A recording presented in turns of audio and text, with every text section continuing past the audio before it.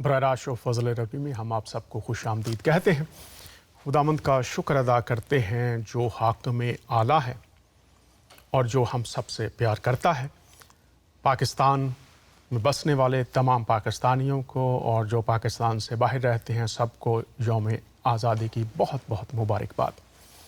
और इसके साथ इंडिया के तमाम लोग जो इंडिया में हैं और दीगर पूरी दुनिया में हैं उनको भी आज़ादी की बहुत बहुत मुबारकबाद पेश करते हैं। हमसायों की तालीम के बारे में जब इस्लाम में देखें, हिंदुइज़म में देखें, मसीहत में देखें तो पड़ोसी की अहमियत से तालीमात भरी हुई हैं। इसलिए ज़रूरी है कि आज फिर उस तरफ लौटा जाए। और इस वक्त चूँकि इंडिया और पाकिस्तान में जंग के बादल मंडला रहे हैं तो आज इस शो में हमारा जो मौजू होगा वो होगा सलामती के लिए, अमन के लिए दुआएं। और जब हम दुआ की बात करते हैं तो उसके बारे में भी तालीमात पाई जाती हैं, लेकिन चूँकि हम बर्रे सगीर की बात कर रहे हैं, पाक व हिंद की बात कर रहे हैं, दीगर जो ममालिक हैं पड़ोसी उनकी बात कर रहे हैं, तो इस्लाम में जब लफ्ज़ जंग या जहाद की बात की जाती है तो उसका जो पहला हिस्सा है तालीम में, जो अव्वलीन नुक्ता है वो है अपने नफ्स के साथ जहाद या जंग।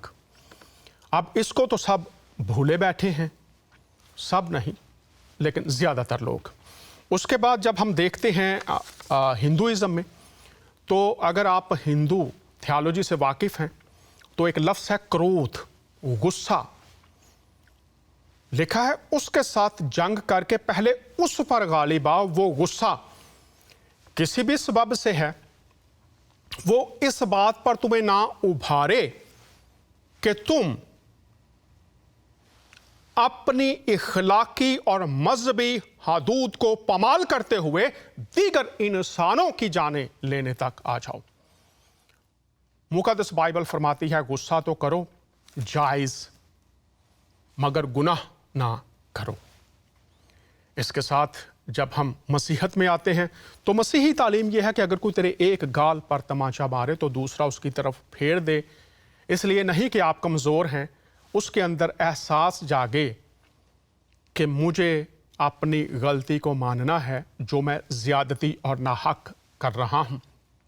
बुद्ध मत में आ जाइए। बुद्ध मत में है कि अदम तशद्दुद किसी सूरत में भी किसी भी जगह पर जायज़ नहीं है। ये तो है तालीमात, लेकिन इसके बरअक्स हमें आज पूरी दुनिया में जो सूरत हाल नज़र आ रही है, ये अदयान के मानने वाले, इसलिए बड़े बोझ के साथ ये शो कर रहा हूँ और फिर हम दुआ भी करेंगे। लेकिन एक अफसोसनाक जो ख़बर अभी कोयटा की मस्जिद में धमाका, कम अज़ कम 4 अफराद हलाक हो गए हैं और इसमें तकरीबन 27 अफराद 22 अफराद ज़ख्मी हैं। मस्जिद के अंदर धमाका। मस्जिद के अंदर कर क्या रहे थे? नमाज और दुआ। मसाजिद अमाम बारगाहें, सरहदें, घर, हॉस्पिटल्स, तालीमात मौजूद। दुआ के साथ आगाज़ करेंगे। मेरे साथ पास्टर नदीम डीन साहब हैं। मैं उनसे दरख्वास्त करूंगा कि वो दुआ में रहनुमाई फरमाएं शो के लिए, और पाकिस्तान की मस्जिद में ये जो लोग शहीद हो गए हैं उनके ख़ानदानों के लिए, और ख़ास तौर पर जो पाकिस्तान और इंडिया की सूरत हाल है, खुदा रहनुमाओं को हिकमत और दनाई अता फरमाए और आज हम खुदा रूहुल कुद्स की रहनुमाई में इन बातों को पेश कर सकें। पास्टर नदीम साहब दुआ के साथ आगाज़ करते हैं। दुआ कीजिएगा।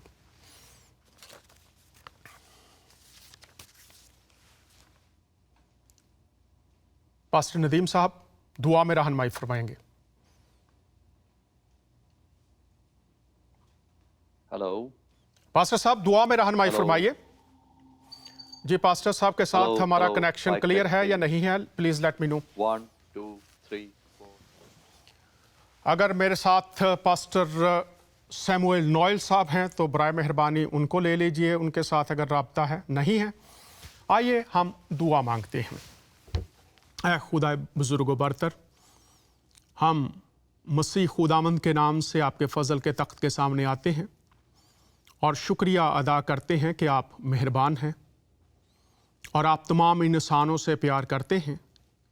आज हम मिन्नत और दरख्वास्त करते हैं कि वज़ीर आज़म इमरान ख़ान, सदर आरिफ साहब और इंडिया में वज़ीर आज़म मोदी और उनकी सरकार के लोग, खुदामंद आप जो अमन और सलामती के शहज़ादे हैं, इनको हिकमत और दनाई दीजिए ताकि दोनों अतराफ़ में अमन और सलामती हो सके। ऐ खुदामंद, जितने लोग इस शो को देख रहे हैं या देखेंगे, आज जो आपकी बातें हम लोगों तक पहुंचाते हैं, मिन्नत और दरख्वास्त करते हैं कि 100 गुना फल लाएं और तमाम दुनिया के लोग आपकी मोहब्बत, आप जो अमन और सलामती इंसानों के लिए लेकर आए हैं, उससे आशना होकर आपकी ज़िंदगी में जो अमन और सलामती आप इंसानों के लिए पेश करते हैं, उसके रंग में रंग जाएं। ऐसा होने दीजिए। हम शुक्रिया अदा करते हैं और रूहुल कुद्स की मदद और रहनुमाई मांगते हैं ताकि सब बातें हम आपकी हिकमत और दनाई में आपके लोगों के सामने पेश कर सकें। खुदामंद यीशु मसीह के नाम से आमीन। आइए ये क्लिप देखते हैं। पाकिस्तान से मोहब्बत का इजहार किया जा रहा है और फिर हम बात को आगे बढ़ाते हैं।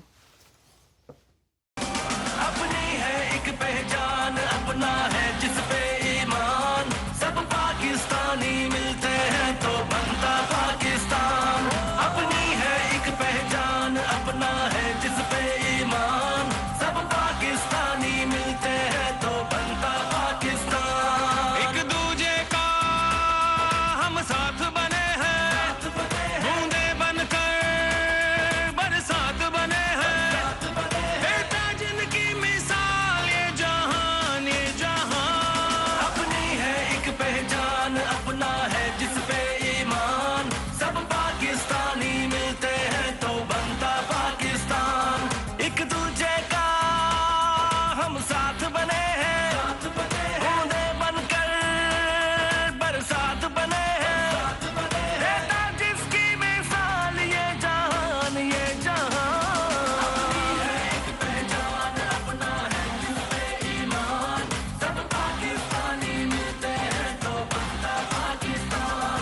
अपनी है एक पहचान, अपना है जिस पे ईमान, सब पाकिस्तानी मिलते हैं तो बनता पाकिस्तान। प्यार मजहब हो, दुख का कोई रंग न हो, एक हो सब धरती के वासी, दिल में कोई रंज न हो।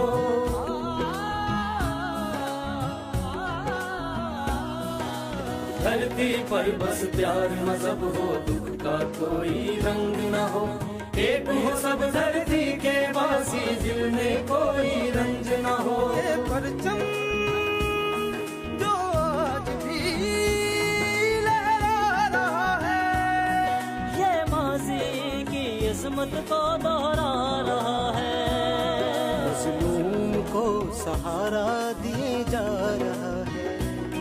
हम सबका है ये अज़्मे अच्छा, और कयामत रहे कायम ये मेरा पाकिस्तान, और कयामत रहे कायम ये मेरा पाकिस्तान।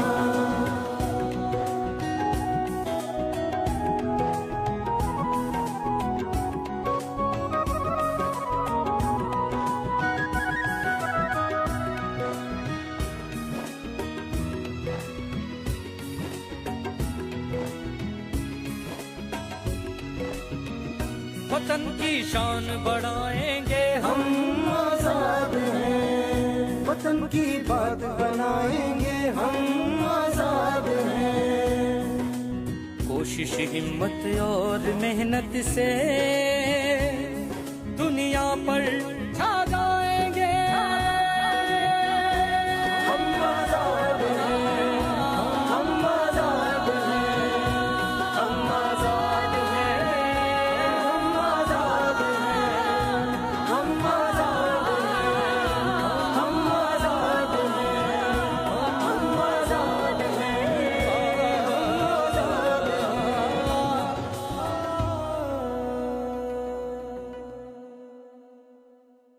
हम आज़ाद हैं, सब मिलकर बने एक तो बनता है पाकिस्तान। तकरीबन 72 साल आज़ादी, हम मिलकर बने तो बनता है पाकिस्तान। पाकिस्तान में हम एक बनने की जदोजहद कर रहे हैं, कोशिशें जारी हैं।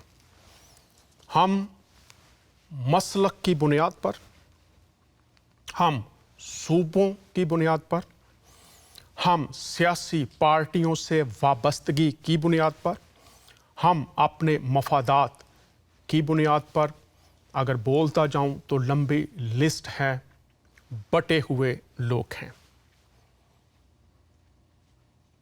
एक कैसे बन सकते हैं?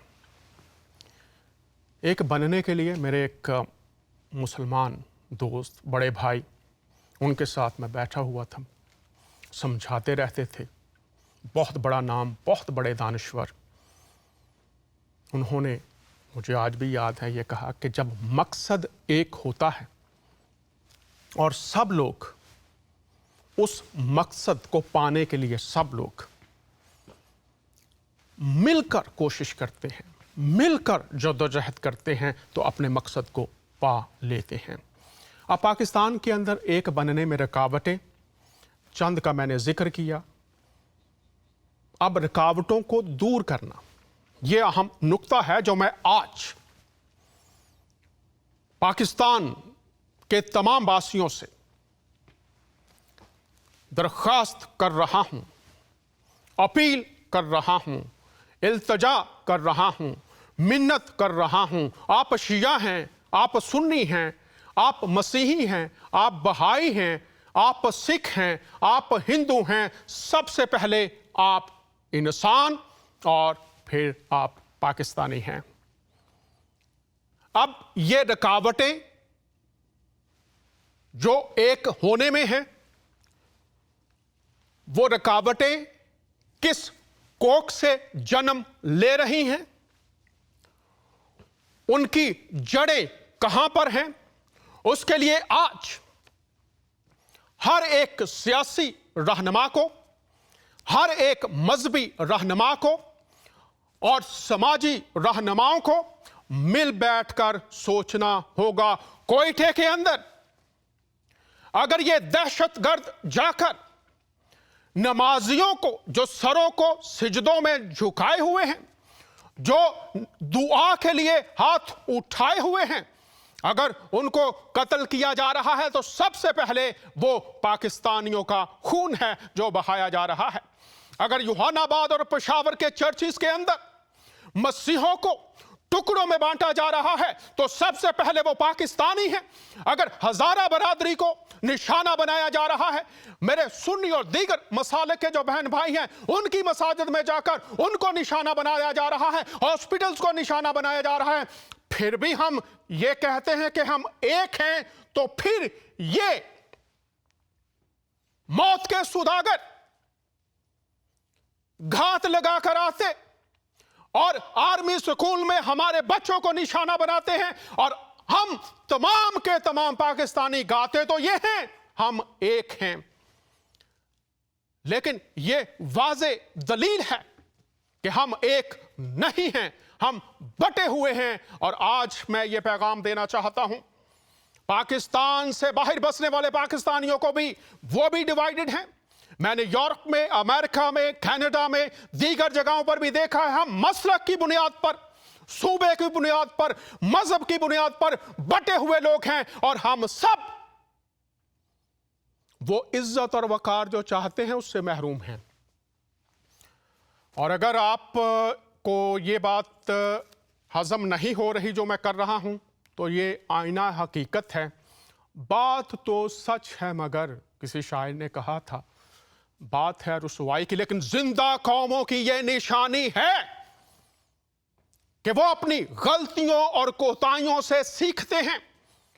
और मोमन के बारे में भी एक अहादीस मुबारका में लिखा है कि वो एक सुराख से 2 बार डसा नहीं जाता, और अगर पाकिस्तान के खिलाफ आप कहते हैं बैरूनी साजिशें हैं, हमें इत्तेफाक और इत्तेहाद की तरफ बाहर से लोग मानते हैं, कुछ हैं, लेकिन अगर घर के अंदर इत्तेफाक और इत्तेहाद हो तो फिर घात लगाना मुश्किल है। घर का मालिक जागता हो तो घात लगाना मुश्किल है। चंद बातें हैं, सब करते हैं, मैंने भी कोशिश की है। काश हम सब अपना अपना हिस्सा शख्सी तौर पर अदा करने के लिए तैयार हों। अगर पाकिस्तान के लोग, पाकिस्तान की लीडरशिप अगर तमाम लोगों को, तमाम मकातबा फिक्र को, तमाम सियासी पार्टीज को, अक़लियतों जिनको कहा जाता है, हम अगर एक दूसरे के करीब नहीं आएंगे और हमारा मकसद खुशहाल पुरअमन पाकिस्तान सबके लिए नहीं होगा तो फिर सूरत हाल बेहतरी की तरफ जाने की बजाय हम ये देख रहे हैं कि रोज बरोज क्या हो रहा है। नया पाकिस्तान जिसमें सब एक हों, यही हमारी भी ख्वाहिश है, यही हमारी दुआ है और यही सदाए इल्तिजा है, दरख्वास्त है जो पाकिस्तान के तमाम लोगों तक पहुंचे। अगर पाकिस्तान है तो सब हैं और पाकिस्तान की सलामती के लिए दुआ करेंगे कि खुदा ताला इसे सलामत रखे, खुशहाल बनाए। कैसे हो सकता है? उसमें इंसानी हिस्सा क्या है और खुदाई हिस्सा क्या है। अब खुदा ताला आपको भैंस दे सकता है, लेकिन उसका चारा आपको लाना पड़ता है। ऐसा नहीं कि भैंस अंदर कमरे में रखी और आसमान से चारा गिर जाएगा, वो आपको करना है। तो जो काम आपके करने वाले हैं वो आपको करना है। और बहुत दुख और तकलीफ होती है पेशावर के गिरजाघर में, यूहानाबाद के गिरजाघरों में, मसाजिद में, इमाम बारगाहों में हमारे जो हज़ारा बहन भाई हैं और दीगर जो सुन्नी भी हैं, जिन मसाजिद में हमारी बहनें बेवा हो गईं, माओ की गोद उजाड़ दी गई। मेरे हम जिन्स पाकिस्तानियों को, उनके बदनों को टुकड़ों में उड़ा दिया गया और उसके बाद जो उनकी फैमिलीज हैं, कोई अदारा, आज मैं बड़ी हलीमी के साथ कह रहा हूं और फिर अगर किसी को बुरा लगता है तो जरूर बुरा लगे, कहां हैं हमारे वो अदारे? ये जो बेवा बहनें हुई हैं, ये जो बच्चे यतीम हुए हैं, ये जो बुजुर्ग माएं बेसहारा हो गई हैं, इनकी तीमारदारी के लिए, इनकी निगाहदाश्त के लिए, इनकी पढ़ाई और इनके लिए रोजमर्रा खुराक के लिए, अद्वियात के लिए कितने अदारे हैं जो आज इनकी मदद कर रहे हैं। अगर आप हकीकत देखेंगे तो आप हिल जाएंगे। परवेज मसीह जो यूनिवर्सिटी में हमारे मुसलमान तलबा को, तालिबात को बचाने के लिए जिसने अपनी जान दी थी, क्या इस्लामाबाद में रहने वाले इक्तदार आला में बैठे हुए लोग क्या परवेज मसीह के घर की हालत से वाकिफ है? मुख्तलिफ चैनल्स पर उसकी फैमिली के बारे में बताया गया। कौन है जो उसकी बच्चों की कफालत कर रहा है? कौन है जो उसकी बीवी के लिए जाकर उनको हर महीने राशन मुहैया कर रहा है? कौन है जो जिम्मेदारी लिए हुए है? रियासत है क्या? चर्च है क्या? हमारी जो इस्लामी तंजीमें हैं वो हैं? हकीकत भयानक है। लेकिन किसी शायर ने कहा था, बोल के लब आजाद हैं तेरे। और आज मैं ये आईना आपको दिखा रहा हूं। मेरी किसी से, मेरे अदारे की किसी से ना कोई शख्सी ना अदारे के तौर पर दुश्मनी है। बात तो सच है, किसी को तो करना पड़ेगी। लेकिन आज कौन सुनेगा, ये है दरखास्त। कौन सुनेगा? कौन इनकी दादरसी के लिए आएगा? क्या हमारे पास कोई लाएअमल है? नए पाकिस्तान में वजीर आजम इमरान खान साहब, आरिफ अलवी साहब, मोहतरम मुअज़्ज़ज़ प्रेसिडेंट साहब, उस्मान बुज़दार साहब, मुराद अली सईद साहब, दीगर वज़ीर आला साहब, बिशप साहबान, मौलाना साहबान, पंडित साहबान, आम लोग, साहिब हसीयत लोग, सिविल सोसाइटी के लोग, जिस तन लागे सो तन जाने। कौन इनकी बात सुनेगा? और दूसरी सूरत यह है, बातों की हद तक बहुत कुछ है, लेकिन कौन है जो अमल करेगा? अब हम दुआओं का सिलसिला शुरू करेंगे। तो आइए ये एक क्लिप देखते हैं। खुदा का बंदा ज़बूर नवीस दुआ के ताल्लुक से, और सदफ सैमुएल ने बहुत खूबसूरती से इस ज़बूर को गाया है। आइए, खुदा हमारी दुआओं को सुनने के लिए तैयार है। ज़बूर सुनते हैं और फिर दुआओं की तरफ चलेंगे।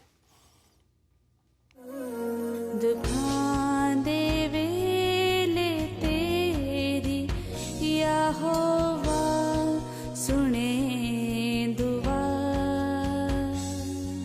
इज़्ज़त तेरी वधावेगा याकूब दा खुदा।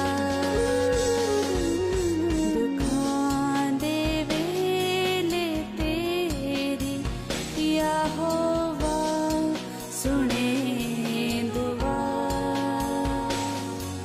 इज़्ज़त तेरी वधावेगा याकूब दा खुदा।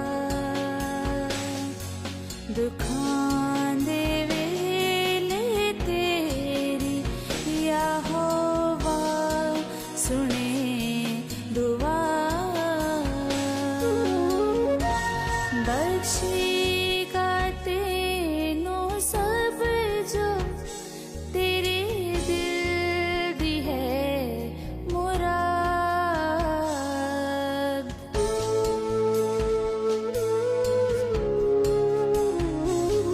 बख्शेगा तेनों सब जो तेरे दिल दी है मुराद। पूरा करेगा ओ तेरा मतलब जरा जरा, पूरा करेगा ओ तेरा मतलब जरा जरा।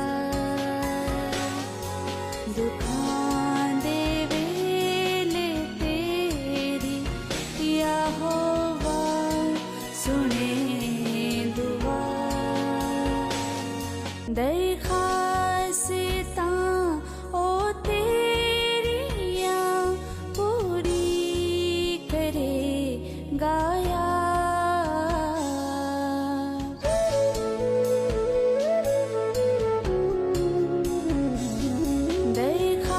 दरखास्तां ओ तेरियां पूरी करेगा यार। अपनी जनाब पाक तो याकूब दा खुदा।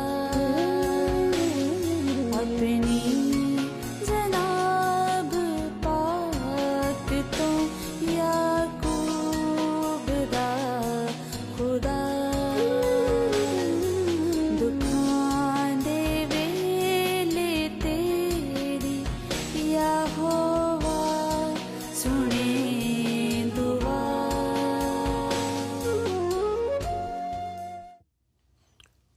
दुखां दे वेले तेरी यहोवा सुने दुआ।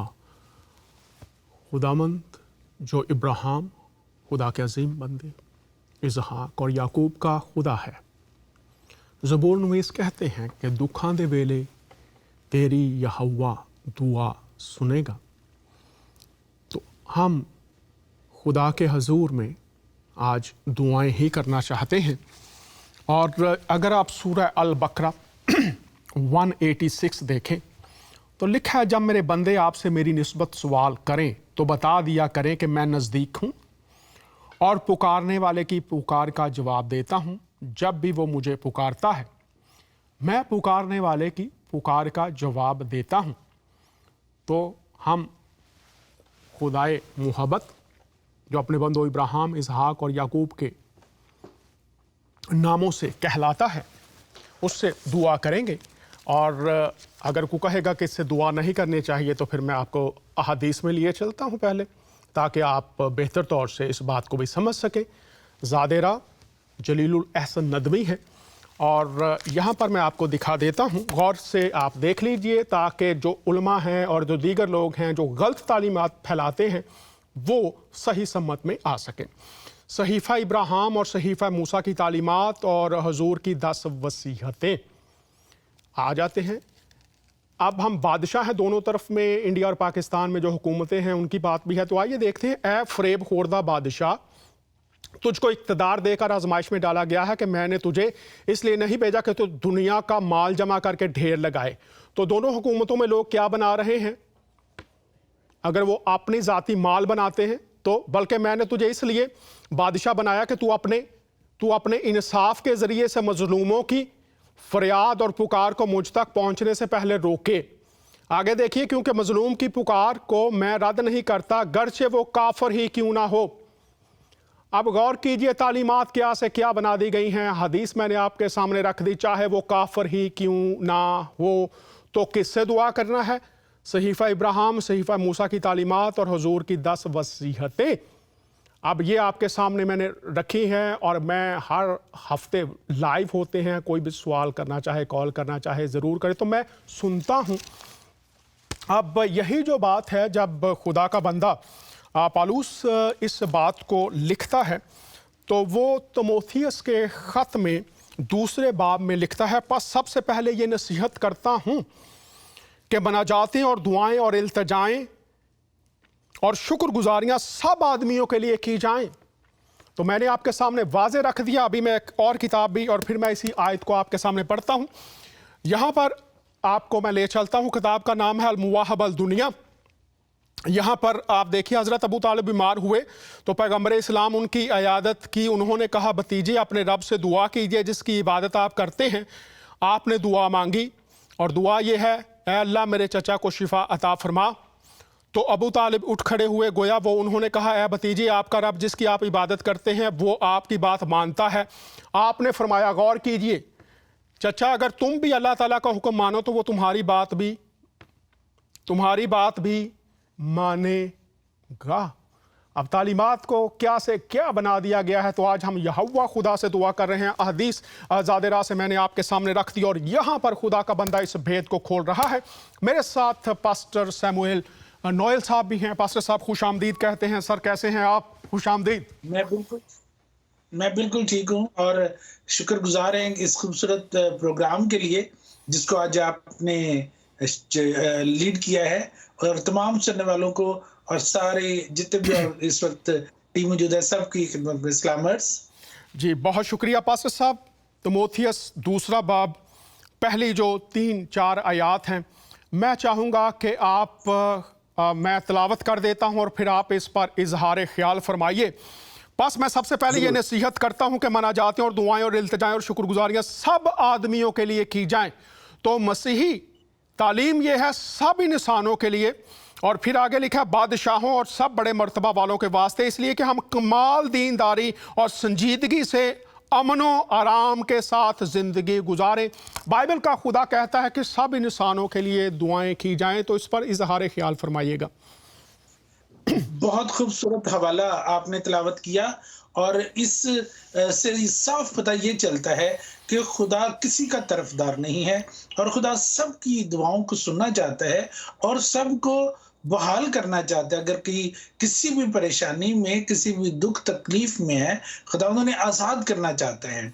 और आज इस आज़ादी के मौके पर मैं यही खुदावंद के इस कलाम में से जो आपने पढ़ा, ये मैसेज पूरी दुनिया के सुनने वालों को जो इस वक्त जिंदगी टीवी का प्रोग्राम फजले रब्बी सुन रहे हैं, उनकी खिदमत में अर्ज करना चाहता हूँ कि आज़ादी ये है कि सब खुश रहे, सब बरकत पाएं, सब शिफा पा जाएं, सब अपनी अपनी जिंदगी को एंजॉय कर सकें और किसी को कोई हक नहीं कि किसी की जिंदगी को महदूद कर दे, किसी के रास्ते में रुकावटें खड़ी करे और किसी को कोई हक नहीं कि किसी की आज़ादी को पामाल करे।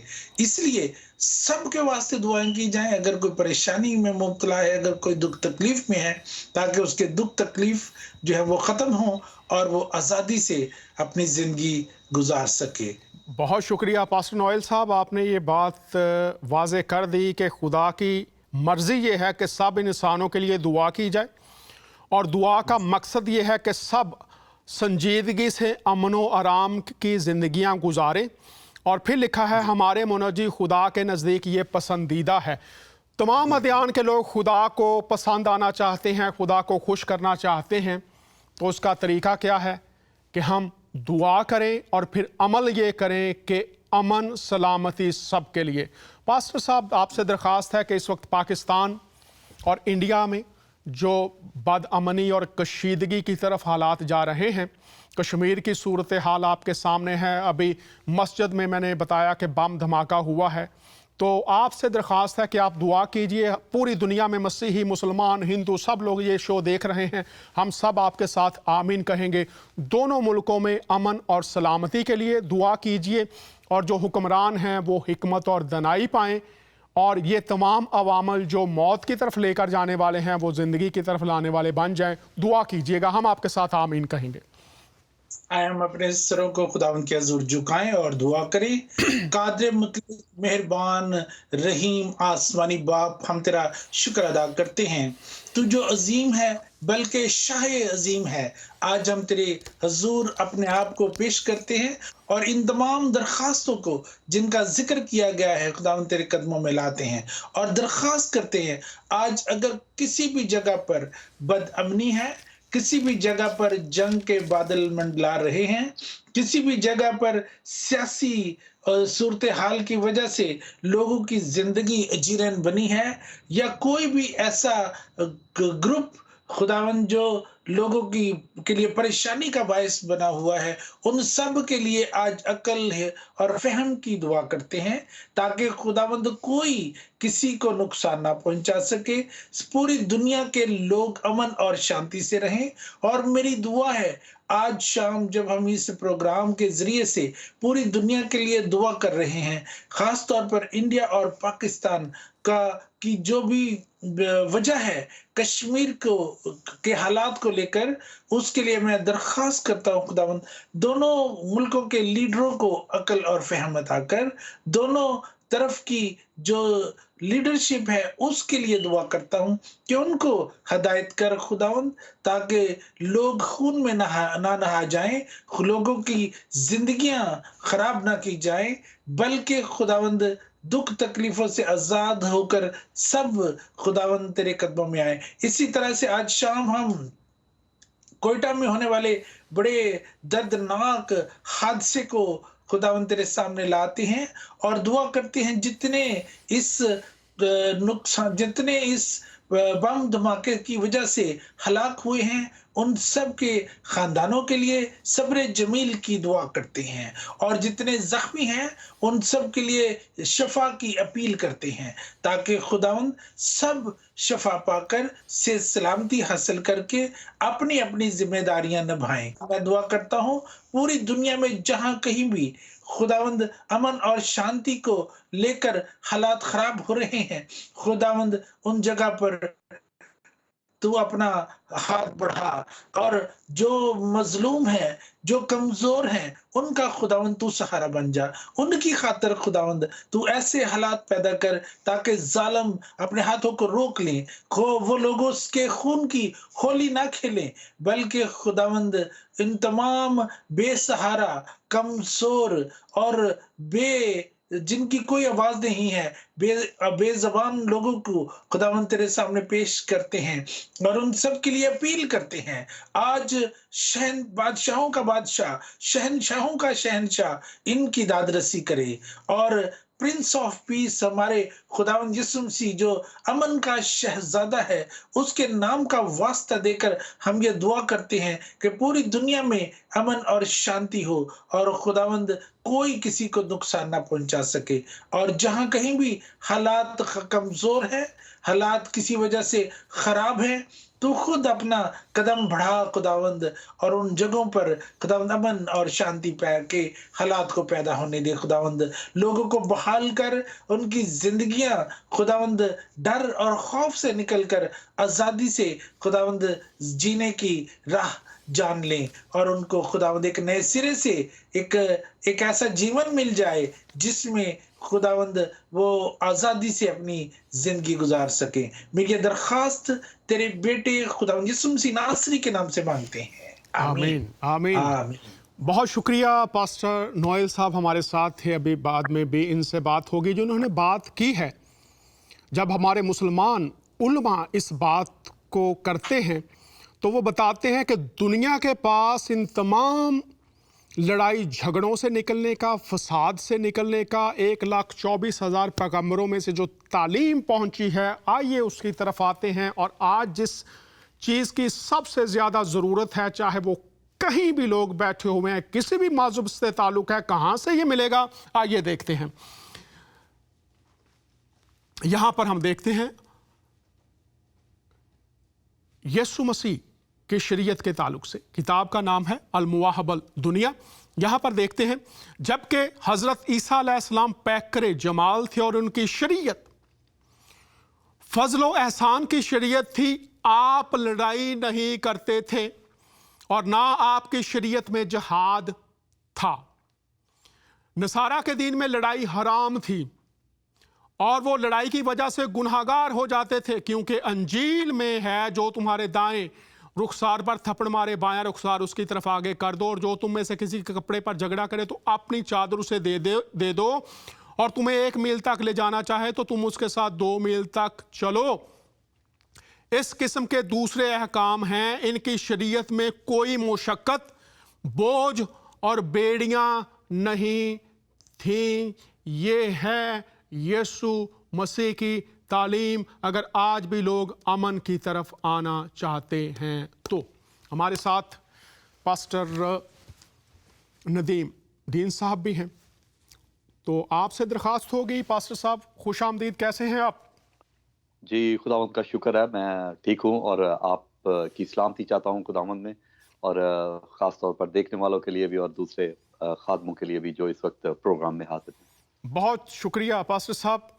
यहाँ पर याकूब के ख़त में लिखा है कि रास्तबाज की दुआ के असर से बहुत कुछ हो सकता है।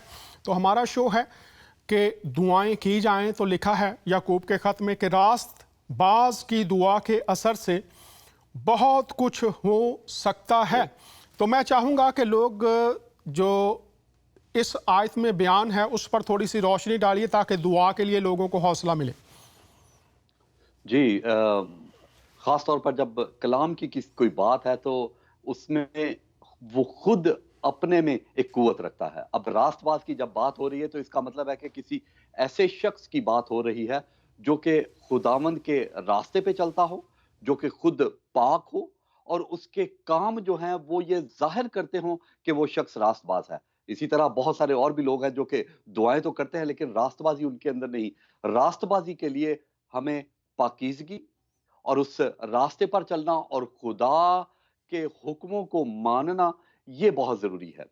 और रास्तबाजी के लिए खुदावंद का कलाम भरा हुआ है इन बातों के लिए कि रास्तबाज क्या है। और रास्तबाज जो है वो अपनी जो दुनियावी सोच है उसको लिमिटेड करता है ताकि उसका ध्यान लालच, बुराई और अबलीस से हट जाए। और जब वो अबलीस से हट जाता है तो उसकी दुआ जो है वो दुनिया की जो ख्वाहिशें हैं उनसे हटकर और वो खुदा की जो खुदा की बात है या खुदा की जो गहरी बातें हैं उनको समझना और सीखना वो उसके अंदर आ जाता है, और जिसकी वजह से उसकी दुआ जो है वो दुनियावी नहीं रहती बल्कि वो रास्तबाजी की वजह से, अपने अच्छे कामों की वजह से वो खुदावंद के करीब आ जाता है। और दुआएं, यीशु मसीह ने अपने शागिर्दों से कहा कि मैं तुमसे सच कहता हूं कि तुम्हारी रास्तबाजी फकीयों फरीसियों से कहीं ज्यादा होगी तो तुम खुदा की बादशाहत में दाखिल होगे। तो आज सबसे पहले तो हमें यह देखने की जरूरत है कि क्या मैं रास्तबाज हूं, क्या मैंने अबलीस के कामों को छोड़कर तो मैं खुदा की तरफ चल रहा हूं, क्या मेरे अंदर ये खूबी है। इंसान अपने आप को जरूर जानता है, और एक जो दगा देने वाली रूह इंसान के अंदर काम करती है वो सबसे पहले उसको यही सिखाती है कि तू रास्तबाज है। और इंसान को मालूम होता है कि वो रास्तबाज नहीं, लेकिन फिर भी दुनियादारी में रहते हुए वो बहुत सारी ऐसी दुआएं करता है और अपने आप को जाहिर करता है कि वो एक रास्तबाज है। बहुत शुक्रिया पास्टर साहब। करना चाहता पास्टर साहब, बहुत शुक्रिया, आपने रास्तबाज की बात की। और मैं चाहूँगा कि दुआ के असर से बहुत कुछ हो सकता है, तो जब वो दुआ करता है ये बहुत कुछ क्या हो सकता है? इंसान जो है उसकी मुश्किल ही ये है कि उसके अंदर रास्तबाजी नहीं, और जब रास्तबाजी उसके अंदर आ जाती है तो वो खुदा को सीखना शुरू कर देता है। खुदा की पास्टर साहब बहुत शुक्रिया आपका, बहुत शुक्रिया आप ये बात कर रहे हैं। ये बताइए, लिखा कि बहुत कुछ हो सकता है, इसमें क्या क्या शामिल है? उसमें यही है कि जब हम खुदावंद को जान जाते हैं तो जो इंसान के लिए नामुमकिन है वो खुदा के लिए मुमकिन है। और खुदा जो है वो जहां जो काम इंसान की नजर में मुश्किल नहीं बल्कि नामुमकिन होता है, जो कि शायद हम सोचते भी नहीं कि ये काम कैसे हो सकता है, खुदा वो करने में कादिर मुतलिक है और वो करता है, और वो अपने उस काम को, अपनी कुदरत को जाहिर करता है ताकि हम जान सकें कि वो जिंदा खुदावंद है। पास्टर साहब ने जो बात की उसका खुलासा यही है कि रास्तबाज जो खुदा के कवानीन पर चलता है, खुदा के लिए ज़िंदगी वक्फ रखता है, जब वो दुआ करता है, चूँकि खुदा के साथ उसका ताल्लुक़ होता है, उस ताल्लुक़ की वजह से वो दरख्वास्त करता है और उसकी दुआ के जवाब में फिर खुदा वो कर देता है जो इंसानों से नहीं हो सकता। और अगर याकूब का ख़त पढ़े तो नीचे लिखा हुआ है, एलिया की मिसाल रखी गई है सामने। और बहुत शुक्रिया पास्टर नदीम साहब। लेकिन इंसान सीखते कम हैं और अपनी मर्जी पर ज़्यादा चलते हैं। आइए ये क्लिप देखते हैं कि पाकिस्तान में अक़लियतों के साथ ये भी एक अहम नुक्ता है जिस पर हम बात करना चाहते हैं। आइए ये क्लिप देखते हैं कि MPA के साथ क्या हुआ। मुल्क में एक तरफ अक़लियतियों के हकूक़ का दिन मनाया जा रहा था और दूसरी जानिब पंजाब असम्बली के अक़लियती रुकन यकसां सलूक ना होने की दुहाइयाँ दे रहे थे। पंजाब असम्बली के इजलास में मुस्लिम लीग नून के अक़लियती रुकन assembly Khalil Tahir Sindhu assembly secretariat के DG पार्लिमानी अमूर की तरफ से खाकरोब कहने पर आप दीदा हो गए। नून लीगी रुकन ने कहा कि इनायतुल्लाह लक ने उनका इस्तेकाक मजरूह किया और डिप्टी स्पीकर दोस्त मोहम्मद मज़ारी ने मामले का नोटिस ले लिया और वज़ीर अक़लियती अमूर को तहकीकात करके 10 रोज़ में रिपोर्ट पेश करने की हिदायत भी कर दी। ये वाक़या मुल्क की सबसे बड़ी असम्बली में उस रोज़ हुआ, तकरीबन उसी वक्त पेश आया जब सदर और वज़ीर आज़म अक़लियतों को उनके तहफ़्फ़ुज़ का यकीन दिला रहे थे। इसी पर बात करने के लिए पंजाब असम्बली में मुस्लिम लीग नून के अक़लियती रुकन खलील ताहिर सिंधु हमारे साथ मौजूद हैं। ताहिर सिंधु साहब, बहुत शुक्रिया आपने वक्त दिया हमें। सबसे पहले तो हम आपसे किन अल्फाज का इजहार करके आपसे ये यकजहती का इजहार करें कि जनाब चंद एक लोग तो हो सकते हैं लेकिन बाकी पूरा मुल्क आपके साथ है और कोई फ़र्क नहीं रखा जाता इस सिलसिले में मजमूई तौर पर, उमूमी तौर पर। लेकिन ये जो इंसिडेंट हुआ, ये इंसिडेंट शुरू कैसे हुआ? क्या कोई ज़ाती तनाज़ा था, कोई ज़ाती रंजिश थी, या कोई इसीलिए बस तनकीद का निशाना बनाया गया और इस किस्म के अल्फाज का इजहार किया गया कि आपका ताल्लुक़ मुस्लिम लीग नून से है? जी अब्दुल्ला साहब, मैं आपका जियो का बहुत शुक्रगुजार हूँ और specially for your deep concern. This is my 4th term in the parliament. मैं पहले भी था, मैं हम को भी बताना चाहता हूँ, मैं 2002 से असम्बली में रेगुलर आ रहा हूँ। I am former minister for health, human rights and minority affairs and I am permanent member of United Nations in Pakistan also. मेरा जिस गांव से तल्लुक़ है वो पूरा क्रिश्चियन विलेज है। वहाँ पे 5-6 घर है हमारे मुस्लिम बहन भाइयों के, लेकिन हमारे ऐसे जैसे सगे बहन भाइयों जैसा सलूक है। ये जो शख्स है अनायतुल्लाह लक, मेरा फैब्रिक नहीं कि मैं ऐसे किसी की शिकायत लगाऊं। ये बड़ी अरसा से मुझे मेरी तज़हीक करता था। जब मैं मिनिस्टर बना तो मैं आगे जा रहा था, पीछे से इसने आवाज़ दी कि चूड़ा वजीर बन गया। मैं क्या बताएं, कल मैं मजबूर होकर फट पड़ा है, विद हैवी हार्ट मैं आपसे बात कर रहा हूँ, वरना शायद मुझसे बात ना हो। तो मुझे पता है मुझे पाकिस्तान प्यार करता है, and we love Pakistan. We are here before the creation of Pakistan. Pakistan हमारा मुल्क है, पाकिस्तान के साथ मेरा वजूद है। मैं अगर यहाँ पे वकील हूँ, हो सकता है जो इंडिया में अक़लीतों का हाल हो रहा है यहाँ पे उधर मैं होता तो मैं किसी हिंदू वकील का मुंशी भी ना होता। तो ये मेरे साथ उसने बहुत बड़ी ज्यादती की है।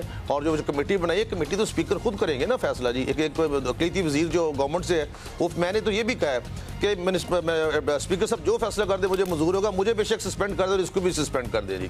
लेकिन जो अल्फाज उसने बोले हैं जी, एक लड़का है बादल मसीह जिसको सॉडमी करके उसको मर्डर कर दिया गया, उसका तवज्जो दिलाओ नोटिस था, उसने लैप्स कर दिया। मैंने पूछा जी क्यों लैप्स किया है? सिंधु साहब सॉरी टाइम कम है, लेकिन हम आपसे ये जरूर लाइव टेलीविजन पे आपसे जरूर पूछना चाहते हैं कि आपकी एक्सपेक्टेशन क्या है। अब ऑब्वियसली इतना आपको दुख मिला है, पूरी कौम को दुख मिला है कि अभी तक हमारे इतने हाईएस्ट हाउसेस में इस किस्म की गुफ्तगू होती है। आप क्या एक्सपेक्ट कर रहे हैं? क्या माफी होगी आपसे, क्या होगा? हुमा, जो मेरा रिलीजन मुझे तालीम देता वो तो यही कहता है कि तेरे दाने कालबे को तमाचा मारे तो दूसरा भी उसकी तरफ फेरते। मुझे नहीं पता क्या होगा, लेकिन अल्टीमेटली मैं तो शायद यही करूँगा कि मैं अपनी तालीमात को मद्देनजर रखते हुए माफ़ कर दूँगा जी, जो मेरा दिल कहता है जी। लेकिन ये है कि कम से कम उसको एहसास ज़रूर होना चाहिए एक दफ़ा कि ऐसे अल्फाज नहीं बोले जाते। ये मतलब जो है ये मैं मतलब पब्लिक का नुमाइंदा हूँ और चौथी दफ़ा मैं असेंबली में हुमा आया हूँ और मैं आपका भी शुक्रगुज़ार हूँ। बिल्कुल सर, आपकी खिदमत काबिल सताइश हैं। We are proud of you as a Pakistani, और आप किसी पाकिस्तानी से कमतर नहीं है। बहुत शुक्रिया हमारे साथ मौजूद थे, और शर्म आनी चाहिए उन लोगों को जो इस किस्म के अल्फाज का इस्तेमाल करते हैं। और खुद वो कह रहे हैं कि मैं माफ कर दूंगा। That is an example to set. ये भी एक सूरत हाल है। ज़्यादती, वजूहात और तदारक आज भी एक छिपा और खुला सवाल है। ऐसे लोगों को शर्म आनी चाहिए। जियो के ये दोनों एंकर्स, उन्होंने बहुत खूबसूरत बात की, और खलील संधू साहब ने भी बहुत खूबसूरत बात की। बाइबल क्या कहती है? मुबारक हैं वो जो रास्तबाजी के सबब से सताए गए, क्योंकि आसमान की बादशाही में उन ही की है। आसमान की बादशाही उन ही की है। जब मेरे सबब से लोग तुमको लान तान करेंगे और सताएंगे और हर तरह की बुरी बातें तुम्हारी निस्बत ना हक कहेंगे, तो तुम मुबारक हो। खुशी करना और नहायत शादमान होना, क्योंकि आसमान पर तुम्हारा अजर बड़ा है, इसलिए कि लोगों ने उन नबियों को भी जो तुमसे पहले थे इसी तरह सताया था। पास्टर नदीम साहब, आपसे दरख्वास्त है कि दुआ कीजिए। ये जो लोग मसीहों के खिलाफ ज़्यादतियाँ करते हैं, खुदा इनको बरकत दे और उनके जहनों को बदले, और मसीही खुश हों और वो हमेशा ईमान पर इन लोगों के लिए बरकत चाहे। मुख्तसर आपसे दरख्वास्त होगी, दुआ कीजिए। जी आइए दुआ करते हैं।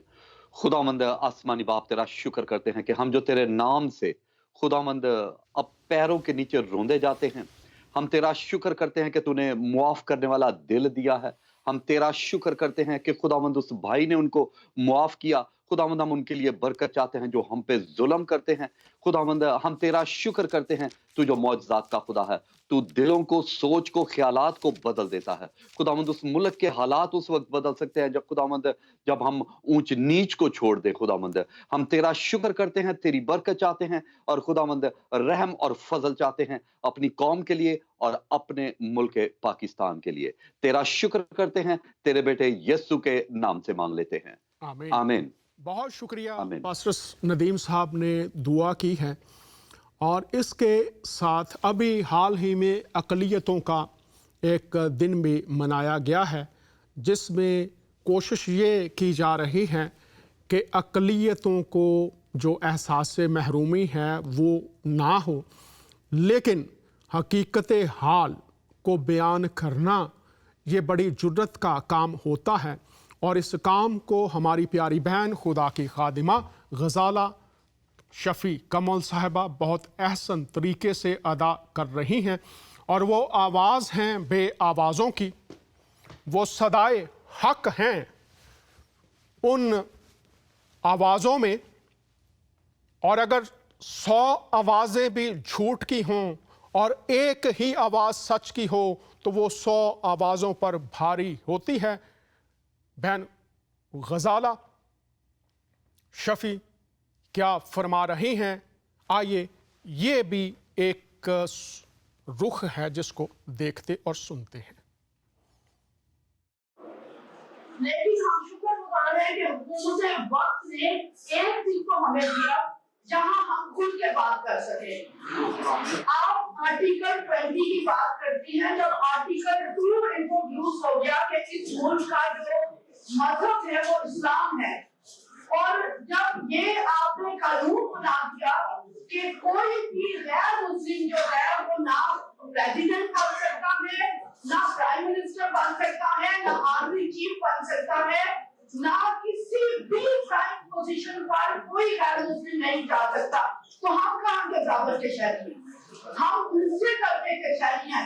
तस्लीम करने की हुकूमत है पाकिस्तान में हिंदुओं को, क्रिश्चियनों को, पारसियों को, बहाइयों को, सिखों को, सबके सब जो दूसरी मज़ाहिब के या दूसरे अकायद के मानने वाले लोग हैं उनको दूसरे दर्जे का शहरी करार दिया है, क्योंकि हमारी हैसियत खत्म हो जाती है। हमसे तो हमारे ख्वाब छीन लिए गए, हमसे तो हमारे ख्वाब छीन लिए गए कि मैं भी एक क्रिश्चियन होते हुए मैं ये ख्वाब नहीं देख सकती कि मैं इस मुल्क की प्रेसिडेंट बन सकती हूँ, मैं इस मुल्क की वज़ीर आज़म बन सकती हूँ, मैं इस मुल्क का आर्मी चीफ बन सकती हूँ। मुझसे ये मेरा ख्वाब जिस इंसान से उसका आगे बढ़ने का ख्वाब छीन लिया जाए उसके आगे सकत बाकी नहीं रह जाती। आप कहाँ से बात करते हैं कि हम बराबर के शहरी हैं? ना हम कानून में बराबर के शहरी हैं, ना हम माशरे में बराबर के शहरी हैं, ना हम अकायद के लिहाज से बराबर के शहरी हैं। हमसे दूसरे दर्जे का शुरू किया जाता है और फिर आपने हमसे राय देने का हक भी छीन लिया। आप कहाँ से कहते हैं कि मैं बराबर का शहरी हूँ? है समझना मेरे पास है आप कि मैं अपना वोट, मेरा वोट, आपका नहीं, मेरा वोट, मेरी राय, मेरी पसंद, मेरा हक, मैं तो उसको भी अपने नुमाइंदे को चूज करने के लिए इस्तेमाल कर सकती हूँ। आप कहाँ से कहते हैं कि मैं बराबर का शहरी हूँ? हमें हर तरीके से खुल के बात कीजिए। खुदारा एक दिन है आपके पास, 365 दिन में से सिर्फ एक दिन मनोरथ जिसके पास है, उसमें भी आर्टिफिशियल बातें करके मत चले जाएं। हर तरीके से हमें दूसरे दर्जे का शहरी तस्लीम करवाया जाता है। मुझे बताएं, मैं शुक्रगुजार हूँ जो सिविल सोसाइटी के लोग हैं वो हमें बहुत रिस्पेक्ट देती हैं, वो हमारे साथ खड़े होते हैं। लेकिन मुझे बताइए, हारून एक बच्चा, स्कूल का बच्चा, क्रिश्चियन बच्चा, दूसरे 14 साल का हारून है, 14 साल का आपके शहर कराची का बच्चा, दूसरा 14 साल का मुसलमान बच्चा उससे खंजर मार के उसका पिटी निकाल देता है, उसको उम्र भर के लिए पास कर देता है।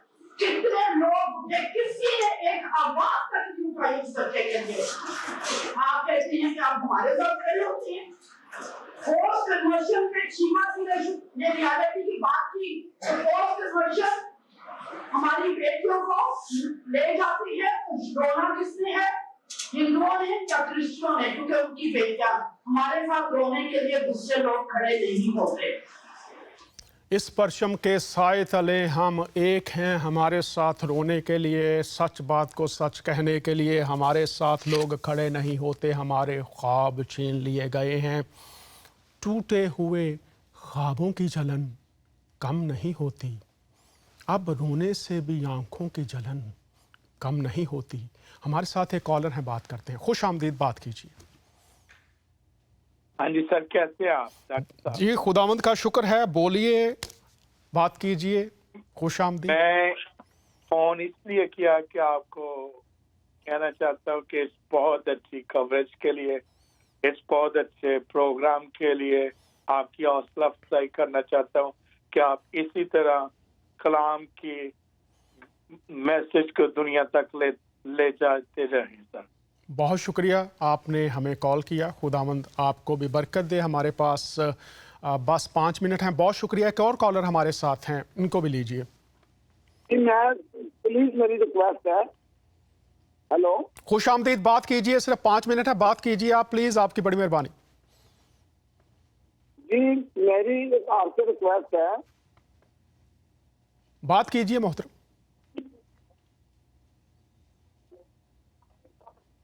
जी बात कीजिए।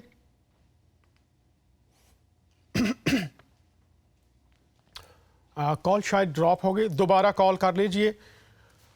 हम बात कर रहे हैं पाकिस्तान की सलामती, खुशहाली, अमन के लिए दुआएं, लेकिन उसके साथ जो दीगर मसाइल हैं उन पर भी हमने बात की। तो कलाम में लिखा है, बस जो कोई भलाई करना जानता है और नहीं करता उसके लिए ये गुनाह है। किसी शायर ने लिखा था, है सारी खलकत कुंबा खुदा का। तो पास्टर सैमुअल नॉयल साहब, आपसे दरख्वास्त होगी कि आप आखिर में दुआ फरमाइए कि खुदामंद मुल्क पाकिस्तान में और इंडिया में नफ़रतें बढ़ाने वाले जो अवामल हैं उनको दूर करे और लोग दोनों मुल्कों में मोहब्बत के रिश्तों में बंध सकें, ताकि मोहब्बत ही फ़रोग पाए, भाईचारे के चिराग जलाए जाएं और इंसान इंसानों से प्यार करें और सबसे बढ़कर खुदा ताला से प्यार करें। दुआ कीजिएगा। पास्टर नॉयल साहब। आसमानी खुदावंद, हम तेरा शुक्र अदा करते हैं कि आज इस खूबसूरत प्रोग्राम के जरिए से, इस आवाज के जरिए से जो पूरी दुनिया में फैल गई कि अमन और शांति तेरी तरफ से मिलती है और अमन का शहजादा ही इन तमाम बातों का कंट्रोल रखता है। आज हम बड़ी खुदावंद बोझ के साथ दुआ करते हैं इंडिया और पाकिस्तान के तमाम हालात को लेकर कि खुदावंद यहाँ पर अमन और शांति बना रहे और हर एक लड़ाई का कारण तेरे नाम से खुदावंद वो खत्म हो जाए।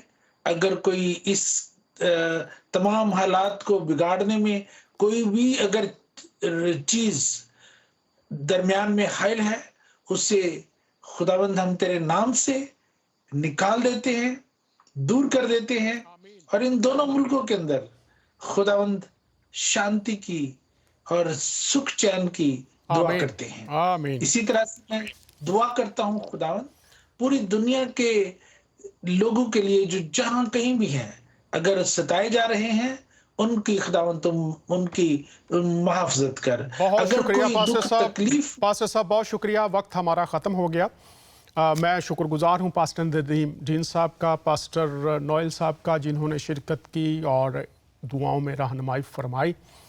मकसद एक ही है और वो ये है कि अमन और सलामती, संजीदगी दोनों मुल्कों में। जंग हल नहीं है, अमन और मोहब्बत परवान चढ़नी चाहिए। यही हमने दुआएं की हैं और हमारा ईमान है कि खुदा ताला दुआओं के जवाब में दुनिया की तारीख में मुदाखलत करता रहा और आज भी करेगा। अगले हफ्ते फिर आपसे मुलाकात होगी। इजाज़त चाहते हैं आपका मेज़बान दानियाल।